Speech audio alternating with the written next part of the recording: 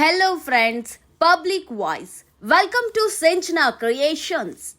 ಬೆಂಗಳೂರು ನಗರದ 3 ಲೋಕಸಭಾ ಮತ್ತು ಬೆಂಗಳೂರು ಗ್ರಾಮಾಂತರ ಲೋಕಸಭಾ ಕ್ಷೇತ್ರದ ಅಖಾಡದಲ್ಲಿರುವ ಕಾಂಗ್ರೆಸ್ ಪಕ್ಷದ ಅಭ್ಯರ್ಥಿಗಳನ್ನು ಬೆಂಬಲಿಸುವಂತೆ ಕಾಂಗ್ರೆಸ್ನ ಗ್ಯಾರಂಟಿಗಳ ಅನುಷ್ಠಾನ ಸಮಿತಿಯ ಅಧ್ಯಕ್ಷ ಜಿ ಕೃಷ್ಣಪ್ಪ ಮನವಿ ಮಾಡಿದ್ದಾರೆ.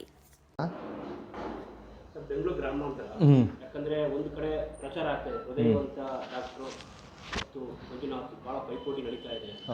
ಯಾಕಂದ್ರೆ ಅಲ್ಲಿ JDSನವರು ತನ್ನ ದೇವೇಗೌಡರು ತನ್ನ ಅಳಿಯನಿಗೆ ಬಿಜೆಪಿಯಿಂದ ಕಳಿಸಿ ಇದು ಮಾಡಿದ್ದಾರೆ. ಇದೇ ದೇವೇಗೌಡರು ಒಂದು ಕಾಲದಲ್ಲಿ ಬಿಜೆಪಿನ ಮೋದಿನ ಬಾಯಿ ಬಂದ ಬೈತಾ ಇದ್ದಾರೆ. ಮೋದಿ ಪ್ರಧಾನಿಯಾಗಿ ದೇಶ ಬಿಟ್ಟು ಹೋಗ್ತೀನಿ ಅಂತ ಅದು ವ್ಯಕ್ತಿ ಇವತ್ತು ಹೊಂದಾಣಿಕೆ ಮಾಡಿದ್ದಾರೆ. ಈ ಬೆಂಗಳೂರು ಗ್ರಾಮಾಂತರದ ಹೆಂಗಿದೆ ಸರ್ ಸ್ಥಿತಿ? ಈಗ ಅದನ್ನು ಹೇಳೋದಾದರೆ ಯಾವುದೇ ನಿಖರವಾದಂಥ ಇದಿದೆ. DK ಸುರೇಶ್ ಅವರು 100% ಅಲ್ಲಿ ಒಳ್ಳೆ ಅಂತರದಿಂದಲೇ ಗೆಲ್ತಾರೆ, ಯಾವುದೇ ಸಂಶಯ ಬೇಡ.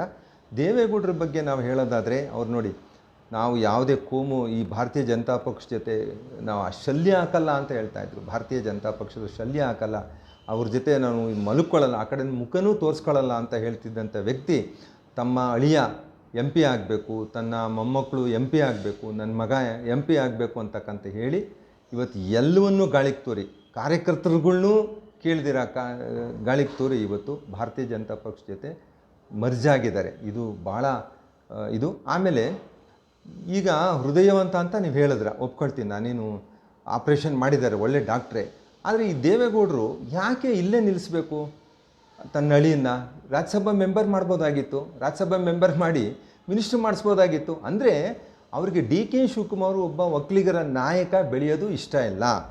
DK ಶಿವಕುಮಾರ್ಗೆ ಬಲಗೈಯಿಂದ ಇರ್ತಕ್ಕಂಥ DK ಸುರೇಶು ಫೀಲ್ಡ್ ವರ್ಕರು, ದೊಡ್ಡ ಒಳ್ಳೆ ಫೀಲ್ಡ್ ವರ್ಕರು, ಒಬ್ಬ ಪಂಚಾಯಿತಿ ಮೆಂಬರು ನಾಚುವಂಥ ಕೆಲಸವನ್ನು ಮಾಡಿರ್ತಕ್ಕಂಥ ವ್ಯಕ್ತಿ DK ಶಿವಕುಮಾರು. ಕೇಂದ್ರದ ಯೋಜನೆಗಳು ಏನೇನಿದೆಯೋ ಆ 28 ಏನು ಕ್ಷೇತ್ರದ ಯಾವೊಬ್ಬ MPನೂ ಮಾಡದೇ ಇರತಕ್ಕಂಥ ಕೆಲಸವನ್ನು ಇವರು ಅಲ್ಲಿ ಇರ್ತಕ್ಕಂಥ ಯೋಜನೆಗಳನ್ನು ಅನುಷ್ಠಾನಗೊಳಿಸಿರ್ತಕ್ಕಂಥ ವ್ಯಕ್ತಿ, ಒಬ್ಬ ನಾಯಕ. ಈ ಕರ್ನಾಟಕದ ಪರವಾಗಿ ಇವತ್ತು ಹಣವನ್ನು ತನ್ನ ಹಕ್ಕನ್ನು ಕೇಳಿರ್ತಕ್ಕಂಥ ಪ್ರತಿಪಾದನೆಯನ್ನು ಮಾಡಿರ್ತಕ್ಕಂಥ ಒಬ್ಬ ನಾಯಕ. ಅಂಥವನ್ನ ಸೋಲಿಸಲಿಕ್ಕೆ ಇವರು ಹೊರಟಿದ್ದಾರಲ್ಲ. ಬೇರೆ ಕಡೆ ಅವರು ಅಳಿಯನ್ನು ನಿಲ್ಲಿಸ್ಬೋದಾಗಿತ್ತು, ಅಥವಾ ರಾಜ್ಯಸಭಾ ಮೆಂಬರ್ ತೊಗೋಬೋದಾಗಿತ್ತು. ಅಂದರೆ ಅವ್ರಿಗೆ ಒಬ್ಬ ಫೀಲ್ಡಲ್ಲಿರ್ತಕ್ಕಂಥ ವ್ಯಕ್ತಿ ಬೇಕಾಗಿಲ್ಲ. ಆಮೇಲೆ DK ಶಿವಕುಮಾರ್ ಕಾಲೆಳಿಬೇಕು, ಇದೇ ಅವರ ಇಂಟೆನ್ಷನ್ನು. ಅದರಿಂದ ನಾವು ಯಾವುದೇ ಜನ